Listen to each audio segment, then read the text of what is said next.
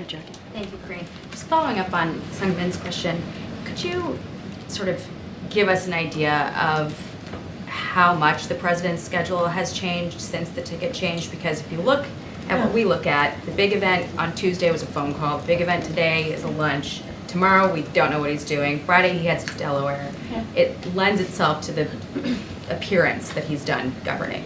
No, he's not done governing at all. I think that appearance would be false. It would be a misled appearance. I understand the question, but I will say we were in Austin on Monday. We were obviously in Texas. We went to Austin, went to Houston. He went to pay his respect to the late Congresswoman.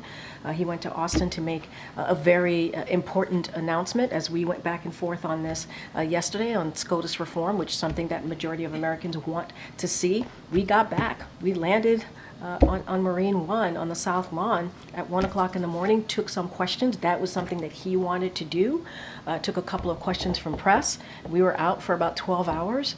He continues to meet with his team today. And as I said, you will see him later this week. You will hear from him directly later this week. And I think, again, I'm going to throw Matt Visor here into the conversation. We are recalibrating. I mean, that is very true. I mean, there is a change in just him stepping down for re-election. He's still very much the president, and we're trying to figure out what the next 6 months are going to look like. But we are committed. The president is steadfast on continuing to build on the unprecedented record that he has had with the vice president over the last 3.5 years. That doesn't change, but just give us a beat, and we certainly will be out there. And the president does want to continue to speak directly to the American people. You will see him. We heard from him, for instance, on the news unfolding in the Middle East. We heard from Secretary Blinken, we heard from Secretary Austin, we heard from the Vice President. It would be something that ordinarily we'd expect to hear. Stay tuned. Stay tuned. I just said that you're going to hear from the president later this week. And look, I think when it comes to the Middle East, when it comes to foreign policy more broadly, this is a president that has a record to stand on when it relates to making sure we're putting the national security of the American people first. This is something that he's done, making sure that we re-engage with our allies and also our partners. We saw what happened in the La Paz administration.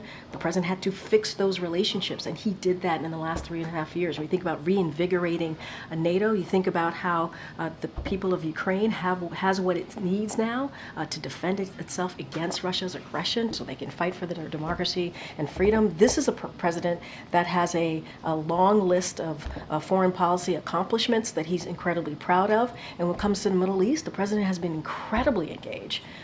From certainly from day one of what we have been seeing the developments there over the past just under a year.